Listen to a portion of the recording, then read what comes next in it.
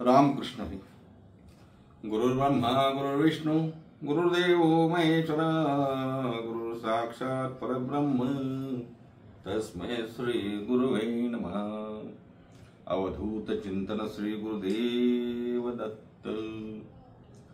धरी अवतार विश्वतारावया, धरी अवतार विश्वतारावया, अत्रीची अनुसया गरोदर, अत्रीची अनुसया गरोदर. ऋतुकाळ हेमंत नक्षत्र रोहिणी, ऋतुकाळ हेमंत नक्षत्र रोहिणी. शुक्ल पक्ष दिनी पूर्ण तिथी, शुक्ल पक्ष दिनी पूर्ण तिथी. तिथी पौर्णिमा मा, तिथी पौर्णिमा मास मार्गशीर्ष, तिथी पौर्णिमा मास मार्गशीर्ष. गुरु तो वासर उत्सव काळ, गुरु तो वासर उत्सव काळ. एका जनार्दनी पूर्ण अवतार, एका जनार्दनी पूर्ण अवतार. निर्गुण निराकार आकारली, निर्गुण निराकार आकारली. ऋतुकाळ हेमंत नक्षत्र रोहिणी, ऋतुकाळ हेमंत नक्षत्र रोहिणी. शुक्ल पक्ष दिनी पूर्ण तिथी, शुक्ल पक्ष दिनी पूर्ण तिथी. भगवान श्री दत्तात्रयांच्या जयंतीनिमित्त श्री गुरुदेव दत्त ही आपली चिंतन मालिका चालू आहे. आणि या चिंतन मालिकेचा आज श्री गुरुदत्त, श्री गुरुदेव दत्त भाग 2. आणि या भाग 2 मध्ये आजचा भाग करताना आपल्याला माहिती आहे, आज भगवान दत्तात्रयांचा जन्मदिन, जयंती उत्सव म्हणजे भगवंताचा प्रागट्य दिन, भगवंताचा अवताराचा दिवस आजचा आहे. आजच्या दिवशी भगवंताचा अवतार झाला.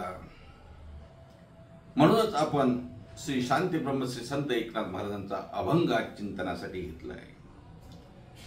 श्री गुरुदेव दत्त या मालिकेमध्ये चिंतन करत असताना मागच्या भागामध्ये आपण संप्रदाय आणि दत्तात्रय भगवान यांचा थोडा विचार केला. आणि आजच्या भागामध्ये आपल्याला जयंतीच्या दृष्टीनं भगवंताच्या अवताराचं, भगवंताच्या जन्माचं, भगवंताच्या प्राकट्याचं थोडंसं वर्णन करायचं आहे.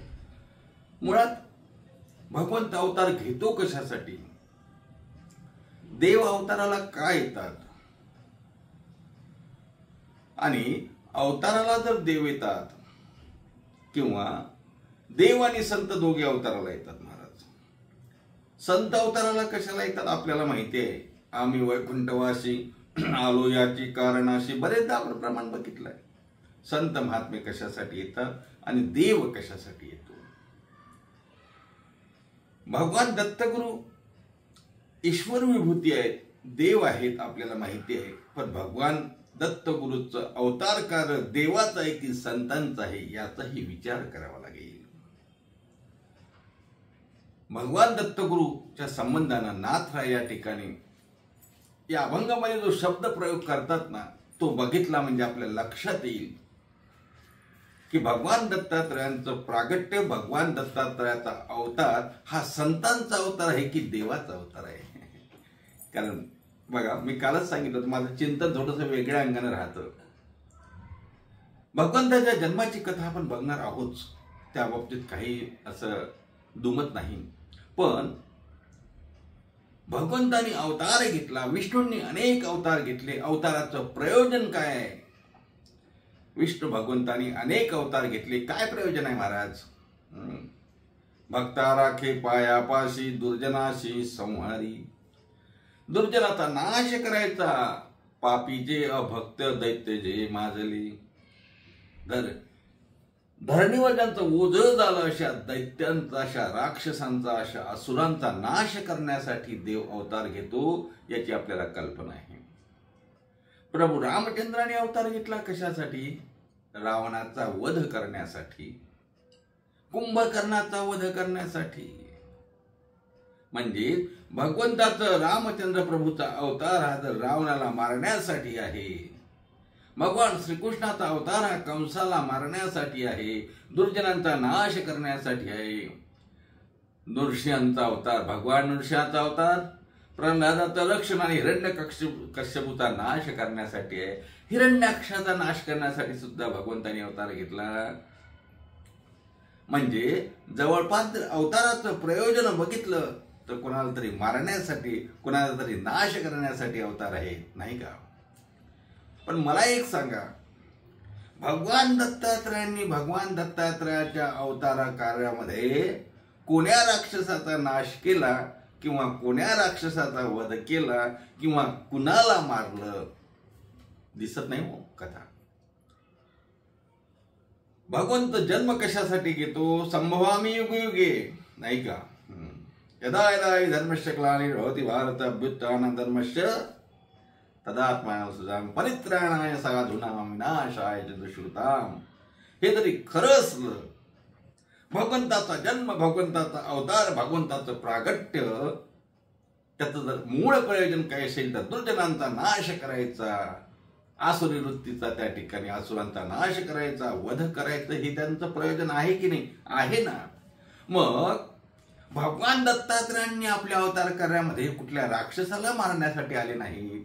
म्हणून तर मोठा जपून, तोलून मापून त्या ठिकाणी शब्द प्रयोग आमचे नाथ महाराज, एकनाथ महाराज करतात. या अभंगातून एकनाथ महाराज म्हणतात, धरी अवतार विश्वतारावया. काय महाराज, अभंगाचे शब्द हे गाण्याचे शब्द नाही. तोलून मापून शब्द वापरला. विश्वतारावया, धरी अवतार, विश्वाला तारण्यासाठी भगवान दत्तात्रयाचा अवतार आहे. कंसाला मारण्यासाठी, रावणाला मारण्यासाठी, हिरण्यकश्यपूचा मारण्यासाठी का नाही? मग या ठिकाणी भगवंताचा अवतार, दत्तात्रयांचा अवतार कशासाठी? करी धरी अवतार विश्वतारावया. माझा मुद्दा आपल्या लक्षात आला असेल. मी जे 5 मिनिट आपले घेतलेत ना, कशासाठी?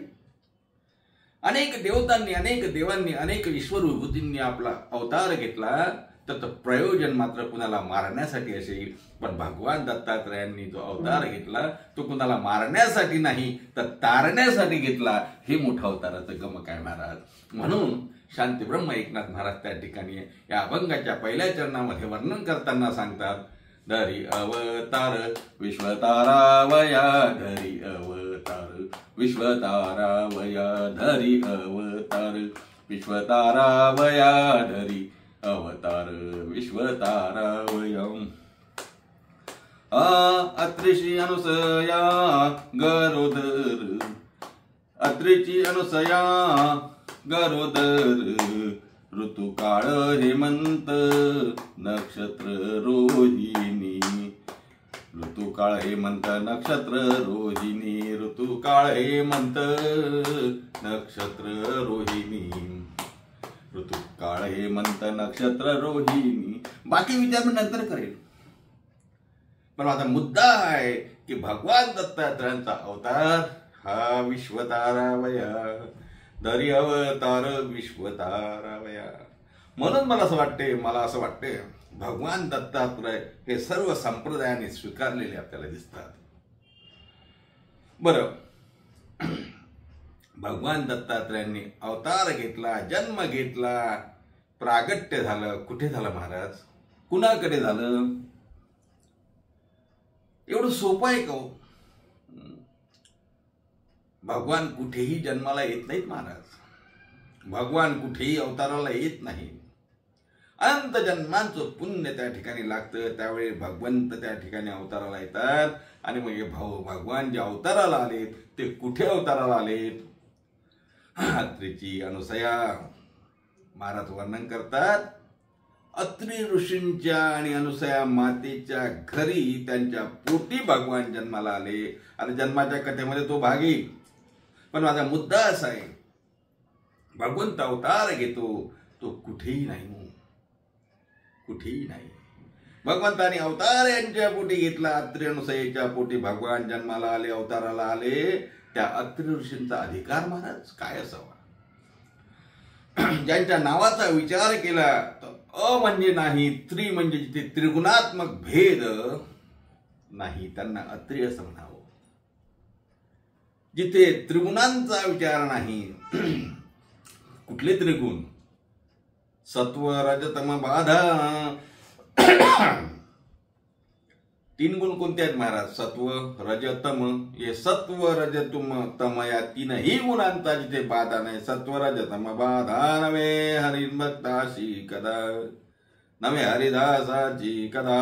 नवे हरिदासाची कदा.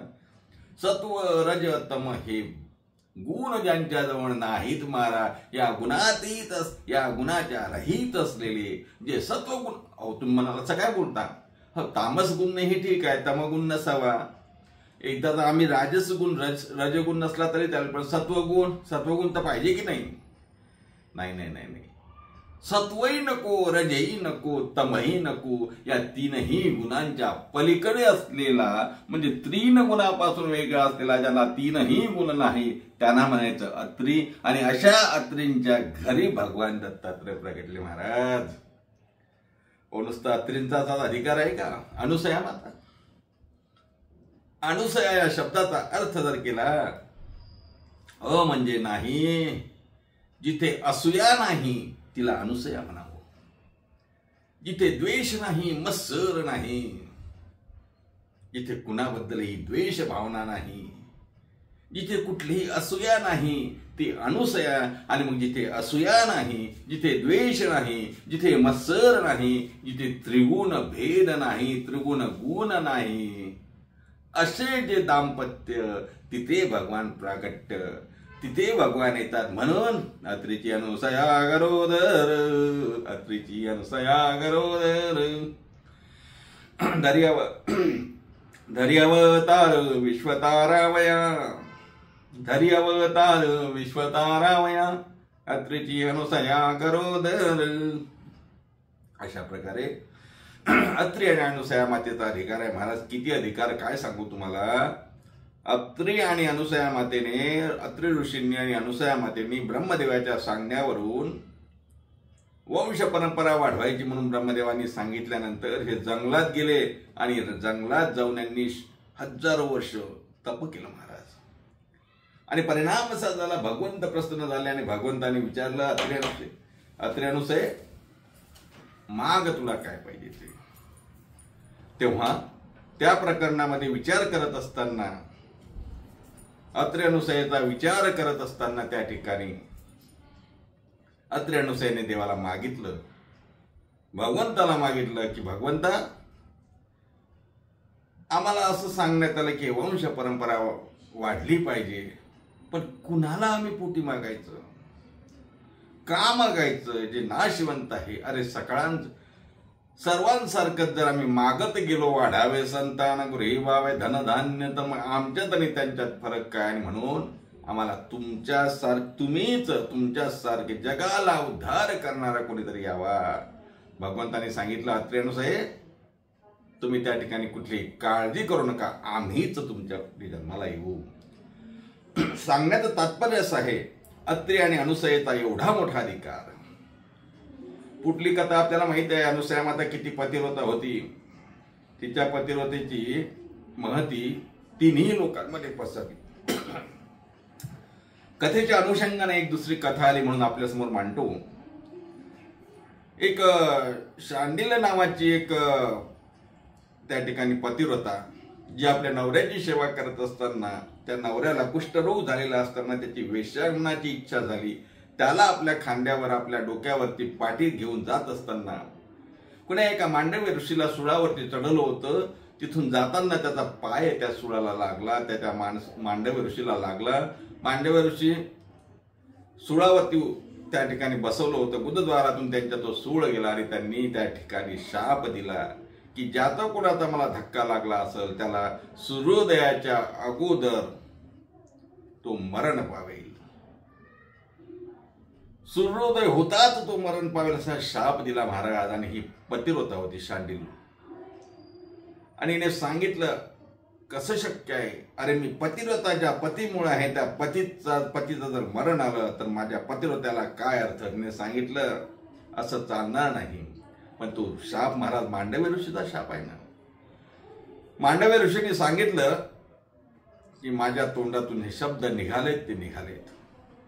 मग या पतिव्रतेने पण सांगितलं, इने पण सांगितलं, शांडिल्यने सांगितलं, ठीक आहे सूर्य उगवल्यानंतर मरण आहे ना, मग सूर्यच उगवणार नाही. सांगितलं सूर्याला, खबरदार उगवला तर. महाराज मी का सांगतोय, ही पतिव्रतेची शक्ती आहे, पतिव्रतेची शक्ती आहे महाराज. पतिव्रतेची शक्ती अशी एवढी आहे की सूर्याला सुद्धा थांबायला सांगितलं. परिणाम असा झाला, सूर्याचा उदय नाही आणि मग सूर्य उदय होत नाही म्हटल्यानंतर तिन्ही लोकांमध्ये हाकार पेटला. काय करायचं, सूर्यनारायण उगवणारच नाही तर पृथ्वी चालणार कशी, सृष्टीचक्र चालणार कसं. मग सर्व देव अत्रि ऋषींची पत्नी अनुसया मातेकडे गेले आणि विनवणी करायला लागले, तुमच्या मैत्रिणीला सांगावं तो तेवढा शाप मागे घ्या, सूर्यदेवाला उगू द्या. मी का सांगतो, एक पतिव्रतेची सामर्थ्य आणि आपल्याला अनुसया मातेचं पतिव्रतेचं सामर्थ्य बघताना मी ही कथा आपल्याला अनुषंगाने सांगितली. अनुसया माता तिथे गेली, अनुसया मातेकडे आले देव आणि सांगितलं सूर्य उगवायचं आहे, तुमच्या मैत्रिणीला समजवा. मग अनुसया माता शांडिल्यकडे गेल्या आणि तिला सांगितलं, तू काळजी करू नको, सूर्याला उगवू दे, तुझा पती मरण पावणार नाही, कारण त्या ठिकाणी मीही पतिव्रत आहे. अनुसया मातेने सूर्य उगवू दिला, शाप तिने मागे घेतला, सूर्य उगवू दिला. या पतिव्रतेचा पती ही जिवंत झाला, त्याचा कुष्ठरोगही गेला. मांडव्य ऋषीची पण आणखी काय कथा झाली तो भाग वेगळा आहे, मला तो कथा वाढवायची नाही. मी का सांगतो, अनुसया मातेचा अधिकार एवढा मोठा. तुम्हाला एक सांगू का, अहो पतिव्रतेचा अधिकार एवढा असतो महाराज, चंद्र सूर्यावर काय, देवावर त्यांची सत्ता आहे. तुकाराम महाराज म्हणतात ना, तू कामने पतिव्रता, तू कामने पतिव्रता, तू कामने पतिव्रता, तू कामने पतिव्रता, तिची देवावरी सत्ता, तिची देवावरी सत्ता, तू कामने पतिव्रता, तू कामने पतिव्रता, तू कामने पतिव्रता, तिची देवावरी सत्ता. पतिव्रतेची महाराज देवावर सत्ता चालावी एवढा मोठा अधिकार. या अनुसया मातेचं तिन्ही लोकांमध्ये नाव लौकिक झालं महाराज की भयंकर मोठी, सर्वात मोठी पतिव्रता अनुसया माता आहे. आता ही बातमी वैकुंठामध्ये, ब्रह्मलोकामध्ये, कैलासामध्ये कोण घेऊन जाईल महाराज? आहेत ना आपले वार्ताहर नारद महाराज. नारद म्हणे वैकुंठामध्ये गेले, लक्ष्मी मातेने नारद ऋषीचं स्वागत केलं, या नारदा या नारदा या, आसन टाकलं महाराज. आणि काय कुठून आलात म्हणे, भूलोकाहून आलो. काय विशेष बातमी? नाही, काय विशेष बातमी नाही. विशेष बातमीपत्र असेल ना तुमचं, काय ठळक बातम्या, ब्रेकिंग न्यूज? नारद म्हणतात नाही माते काही नाही. अहो काहीतरी सांगा ना, काय विशेष? तुम्ही म्हणता जो सांगतो म्हणे, सांगा. अहो या पृथ्वी लोकावर अशी एक बाई आहे, अशी एक नारी आहे की तिच्यासारखी पतिव्रता कोणी नाहीच जगामध्ये. असं कोण आहे ते? अनुसया. आता बघा बायांचा स्वभाव आहे, एका बाईला दुसऱ्या बाईची केलेली स्तुती कुठेतरी खटकते. माता लक्ष्मीने असं म्हटलं की का माझ्यापेक्षा?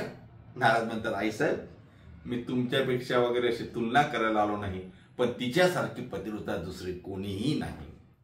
अच्छा, नारद मुनी निघून गेले. लक्ष्मी मातेला मात्र अस्वस्थ वाटायला लागलं. लक्ष्मी मातेने त्या ठिकाणी मेसेज टाकला, व्हॉट्सअप केला असेल, फोन केला असेल, काय असेल त्या काळात ते केलं असेल.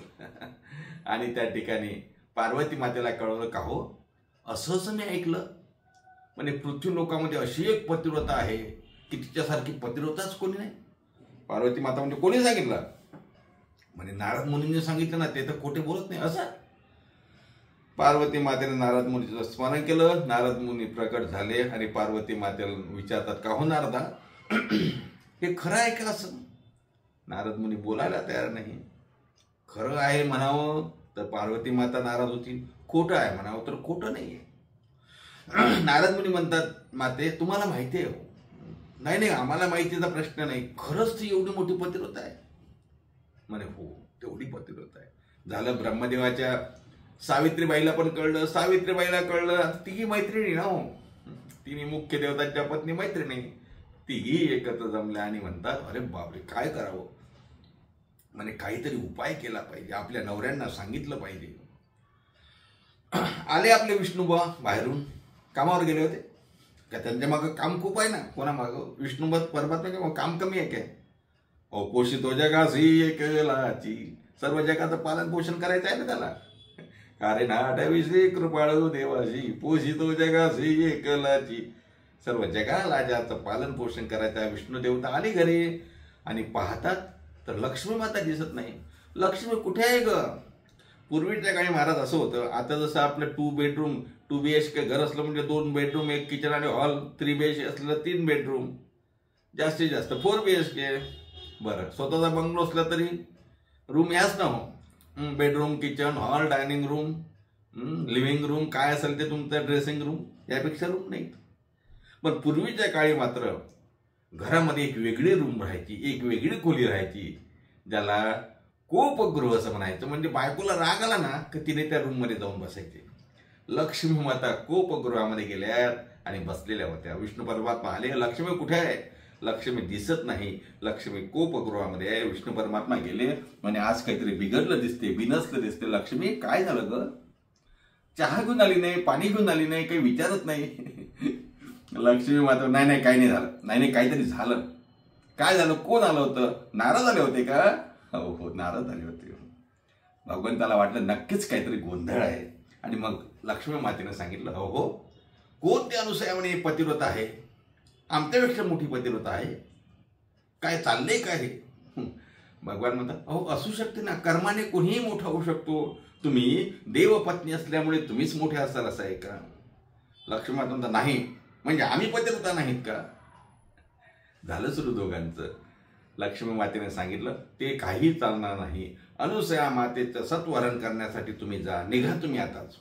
अरे अगं लक्ष्मी असं करायचं नसते, त्यांनी स्वकर्तृत्वानं ते आपल्या पातिव्रत्याच्या बळावरती जर ते बळ मिळवलं असेल तर आपण कोण होतं त्यांचं सत्वहरण करायला, मला माहिती नाही. पण आता महाराज बायकोचं ऐकाच लागते. भगवान विष्णू निघाले, रस्त्याने निघाले तर तिकडून आपले शंकरबुवा दिसले. का हो कुठे निघाले, म्हणे काही नाही खाली चालू भूलोकात. कसं काय, नाही थोडं काम आहे.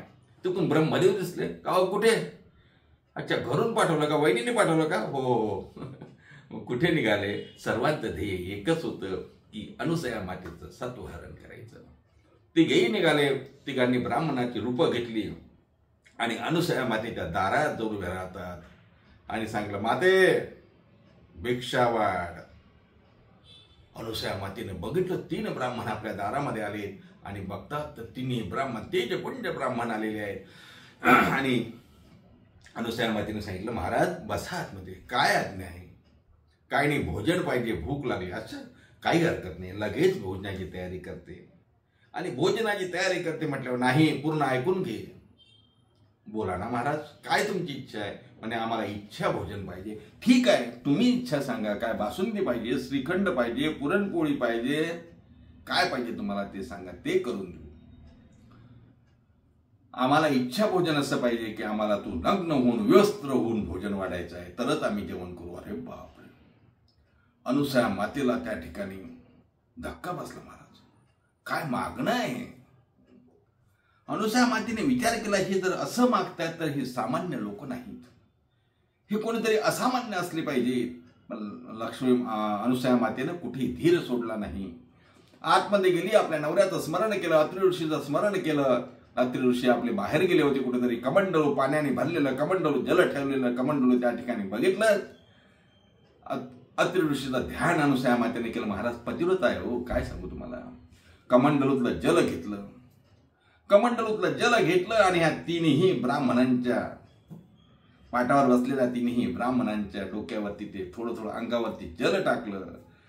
परिणाम काय झाला, हे 3ही ब्राह्मण त्या ठिकाणी छोटे छोटे नन्हे नन्हे बालक झाले महाराज.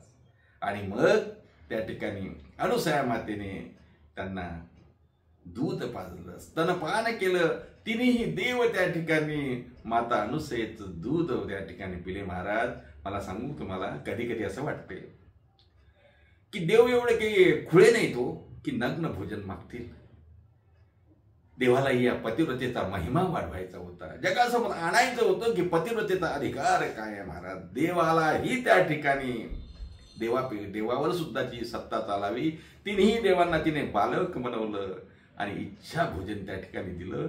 मला असं वाटते तिन्ही देवांनी कधी आईचं सुख भोगलं नसेल, आईचं स्तनपान केलेलं नसेल, त्यांची इच्छा असेल की आम्हालाही या आईचं स्तनपान करायला मिळतं. ते देव सुद्धा धन्य झाले. ब्रह्मा, विष्णू आणि महेश यांनी सुद्धा आपल्या आईचं स्तनपान करून त्या दिवशी धन्यता मानली असावी. एवढा मोठा अधिकार अनुसया मातेचा महाराज. अनुसया मातेनं त्या ठिकाणी त्यांना दूध पाजलं, स्तनपान दिलं आणि तिघांनाही पाळण्यामध्ये महाराज टाकलं. आपले अत्री महाराज नंतर आले तरी घरी बघतात तर 3 बालक. म्हणे अनुसया काय ग? म्हणे असं असं झालं महाराज, मी तुमचं स्मरण केलं, तुम्हाला न विचारता असा असा प्रकार झाला. अत्री महाराज म्हणतात अनुसये तू धन्य आहेस, तू त्या 3ही देवाची आई बनली. आज त्यांना तू दूध पाजलंय. अत्री ऋषीने डोळे बंद केले. त्यांना लक्षात आलं काय, त्यांनाही आनंद झाला की 3ही देव आपल्या घरी आलेत. आता महाराज असं आहे, कोणी कोणी याला सुद्धा जन्माची कथा बांधतात आणि काय आणखी पुढे जाऊन सुद्धा एक कथा आहे. मी थोडक्यात पुढे जातो आणि नंतर आपण समारोप करूया. तर असं आहे, तिकडे 8 दिवस झाले, 10 दिवस झाले अनुसया माता आणि अत्रीच्या त्या कुटीमध्ये, त्या आश्रमामध्ये हे 3ही बालक झोके घेतात. यांना पाळण्या हलवल्या जातो. बाळा जो जो रे, जो जो रे. थकले असतील ना होय. ब्रह्मदेवानी उत्पत्ती करू थकले, मग 7-8 दिवसात आराम नको का? मग पाळण्यात झोके घ्यायला लागले. विष्णू भगवान सुद्धा पालन पोषण करून थकले होते, त्यांनाही त्या ठिकाणी आराम आहे. शंकर भगवंतालाही आराम आहे. गंमत अशी आहे महाराज, वर लक्ष्मी, सावित्री आणि त्या ठिकाणी पार्वती मातेला वाटलं आपले नवरे गेले, अजून आले नाही. कुठे काय झालं? 8 दिवस झाले अजून आले नाहीत. कुठे गेले ते? काही प्रॉब्लेम झाला का? नारद मुनी आले. नारदाचं स्मरण केलं. नारदा, अरे असं असं झालं का? नाही, गेलेत कुठे? कामे गेले असतील कुठेतरी. हो, नाही सांगा ना, कुठे पाठवलं तुम्ही त्यांना? म्हणे असं असं आम्ही त्यांना सांगितलं की अनुसयेचं सत्वहरण करण्यासाठी आपण जा. नारद मुनी म्हणतात, माते हो मी तुम्हाला सांगितलं, तिच्यासारखी पतिव्रता अनुसयेसारखी कोणी नाही. तिची परीक्षा घ्यायला तुम्ही त्यांना पाठवलं. काहीतरी गोंधळ नक्कीच झाला असावा. लक्ष्मी माता, सावित्री माता आणि पार्वती माता म्हणतात, नारदा सांगा ना हो आम्हाला काय झालं असेल. नारद मुनींनी सांगितलं, भूलोकामध्ये अनुसया मातेने तुम्ही तुमच्या नवऱ्यांना त्या ठिकाणी बालक करून ठेवले, ताने बाळ. अरे बापरे, काय करायचं? काय नाही, जा आणि तिची माफी मागा. सावित्रीबाई, पार्वतीबाई, लक्ष्मीबाई तिन्ही निघाल्यात आणि आल्या भूलोकात. कुठे आल्या महाराज? अत्री अनुसयाच्या त्या ठिकाणी कुटीमध्ये आल्यात आणि दुर्गाचा आवाज देतात, अनुसया माते आम्ही आलो ग. कोण तुम्ही? म्हणे मी लक्ष्मी, पार्वती. सर अनुसया मातेने त्या ठिकाणी आदर सत्कार केला महाराज. अत्री ऋषींनी आदर सत्कार केला. या बसा. नाही आम्ही बसत नाही, आम्ही गडबडीत आहोत. या बसा तरी. आमचं कोणत्या खूप महत्वाचं काम आहे. काय काम आहे? आमचे नवरे आम्हाला वापस पाहिजे. अनुसया माता म्हणता, हो मी पतिव्रता बाई आहे, दुसऱ्याचे नवरे मी माझे कळे कशाला ठेवू? नाही, आम्हाला तुमची महती कळली, तुमचं महात्म्य कळलं, तुम्ही थोर पतिव्रता आहे. तुमच्याकडे आम्हीच आमच्या नवऱ्यांना तुमचं सत्वहरण करण्यासाठी पाठवलं होतं. कुठे आहेत ते? अनुसया माता म्हणतात, तुमचे नवरे आहेत ते ब्रह्मा, विष्णू, महेश आहेत. अच्छा, मग ठीक आहे ना, काही हरकत नाही. बघा त्या 3 पाळण्यात 3 जण आहेत, आपण घेऊन जा. लक्ष्मी माता पुढे गेली, त्या पाळण्याच्या जवळ गेली. पाहतात तर 3ही सारखेच दिसतात. कसा स्पर्श करू? चुकून शंकरजीला स्पर्श व्हायचा, ब्रह्मदेवाला स्पर्श जायचा, माझं पातिव्रत्य जायचं. वापस गेल्या. पार्वती माता म्हणते, काय झालं का? नाही म्हणजे तुम्ही पाहिले तर. त्याही गेल्या. सावित्री माता गेल्या. तिघींनाही आपले नवरे ओळखता आले नाही महाराज. अनुसया माता हसल्यात आणि म्हणतात, का हो तुम्ही पतिव्रता आहे, कमीत कमी नाही काही तर आपल्या पतीला तर ओळखता यायला हवं की नाही? अर्थात तिघींचाही गर्वहरण झाला. अनुसया मातेने सांगितलं, तुमचे नवरे कोणते आहे ते तुम्ही घ्या. त्यांना शक्य झालं नाही. पुन्हा आणखी पाणी शिंपडल्या गेलं आणि ब्रह्मा, विष्णू, महेश 3ही त्या ठिकाणी पूर्ववत आपले त्या ठिकाणी ब्रह्मवेशात, ब्राह्मण वेशात नाही तर खरोखरच्या वेशामध्ये त्या ठिकाणी प्रगट झाले महाराज. आणि नंतर लक्ष्मी माता, सावित्री माता, पार्वती माता त्यांना घेऊन जायला निघाले. अत्री महाराज आणि अनुसई मातेनी नमस्कार केला आणि सांगितलं, अरे तुम्ही आमच्या घरी बालक म्हणून आला होतात, आता आम्हाला हे सुख कोण देईल, तुम्हाला जाता येणार नाही. तेव्हा भगवंताने वर दिला की आम्ही माते तुझ्या पोटी जन्माला येऊ, तिघही येऊ. मग पुढे जाऊन तिघही जन्माला आले. मोठे भगवान शंकर दुर्वास म्हणून जन्माला आले, भगवान विष्णू दत्त म्हणून जन्माला आले आणि त्या ठिकाणी ब्रह्मदेव सोम म्हणून जन्माला आले. ही पुढे कथा आहे. पण ही कथा, या कथेमध्ये सुद्धा जन्म झाल्यानंतर दुर्वास ऋषी आपले निघून गेलेत, दत्त महाराज सुद्धा निघून जायला निघालेत आणि सोम महाराज सुद्धा जायला निघाले. मग दोन्हीही आपल्या दाम्पत्याने अत्री अनुसई मातेनी त्या ठिकाणी विनंती केली की अरे बाबा, तुम्ही आम्हाला मुलं म्हणून आलेत आणि तुम्ही निघून चालले, असं चालणार नाही. तुमच्यापैकी एकाने तरी थांबा, नव्हे तिघांनी थांबा. मग तिघांचाही अंश म्हणून त्या ठिकाणी दत्तगुरु त्या ठिकाणी थांबले. महाराज दत्तांचं प्रागट्य झालं. तो दिवस आजचा आहे, दत्तात्रय जयंती त्याला असं म्हणावं अशी कथा आहे. आणि म्हणून या ठिकाणी नाथ महाराज वर्णन करतात की अशा दत्तात्रय महाराजांचा अवतार प्रगट दिन आजचा आहे. धरी अवतार विश्वतारावया, अत्रीची अनुसया गरोदर. कुठल्या दिवशी घटना घडली त्याचं वर्णन करताना महाराज म्हणतात, ऋतुकाळ हेमंत नक्षत्र रोहिणी, ऋतुकाळ हेमंत नक्षत्र रोहिणी, शुक्ल पक्ष दिनी पूर्णतिथी म्हणजे हेमंत ऋतू आहे, रोहिणी नक्षत्र आहे, शुक्ल पक्ष चालू आहे आणि पूर्णतिथी म्हणजे पौर्णिमा आहे. तिथी पौर्णिमा मास मार्गशीर्ष मास चालू आहे. पौर्णिमा तिथी आहे, गुरुवार दिवस आहे आणि या दिवशी भगवान त्या ठिकाणी प्रगट झाले. नाथराय म्हणतात, निर्गुण निराकार असलेले भगवान त्या ठिकाणी प्रगट झाले, अवताराला आले, जन्माला आले. असा दत्तात्रय महाराजांचा जन्म झाला. शेवटच्या चरणामध्ये नाथराय सांगतात, एका जनार्दनी पूर्णावतार, निर्गुण निराकार आकारले. असे निर्गुण निराकार असलेले भगवान त्या ठिकाणी सगुण साकार म्हणून त्या ठिकाणी जन्माला आले. महाराज भगवान दत्तात्रयाचा जन्म झाला आणि भगवान दत्तात्रयाचा जन्म झाला. सर्वांनी आनंद व्यक्त केला, सर्वत्र आनंद व्यक्त झाला. त्यांचं भजन कीर्तन झालं. आपणही 2 मिनिटांचं भजन करू. दिगंबरा दिगंबरा श्रीपाद वल्लभ दिगंबरा, दिगंबरा दिगंबरा श्रीपाद वल्लभ दिगंबरा, श्रीपाद वल्लभ दिगंबरा, श्रीपाद वल्लभ दिगंबरा, दिगंबरा दिगंबरा श्रीपाद वल्लभ दिगंबरा, दिगंबरा दिगंबरा श्रीपाद वल्लभ दिगंबरा. अवधूत चिंतन श्री गुरुदेव दत्त. भगवान दत्तात्रयांचं प्रागट्य झालं. अभंगाचे चिंतन भरपूर आहे, पण आपण या जन्माच्या निमित्तानं अभंग घेतला. एका जनार्दनी पूर्ण अवतार, निर्गुण निराकार आकारले. असं पूर्ण ब्रह्म त्या ठिकाणी जन्माला आलं, अवताराला आलं, प्रगट झालं. असा हा भगवान दत्तात्रयांचा जन्मकथा थोडक्यात आपल्यासमोर सांगितली. अनेक प्रकारे ही कथा आहे. वेगवेगळ्या कथा सुद्धा जन्माच्या संबंधात आहेत, पण मुख्य मुद्दा असा आहे की धरी अवतार विश्वतारावया. आणि आता पुन्हा आणखी थोडंसं यातलं चिंतन आहे, ते मी पुढच्या भागात सांगेन की भगवान दत्तात्रय देव म्हणून जन्माला आले, संत म्हणून जन्माला आले, सगुण म्हणून जन्माला आले, गुरु म्हणून जन्माला आले. याचा थोडा आपण विचार पुढच्या भागामध्ये करू. आज इथेच थांबूया. पुन्हा भेटूया पुढच्या भागामध्ये श्री गुरुदेव दत्त भाग 3 मध्ये. तोपर्यंत सर्वांना रामकृष्ण हरी.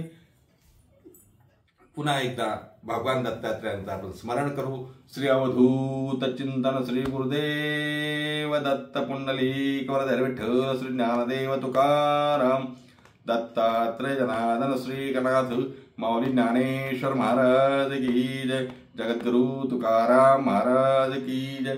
शांती ब्रह्म श्री संत एकनाथ महाराज की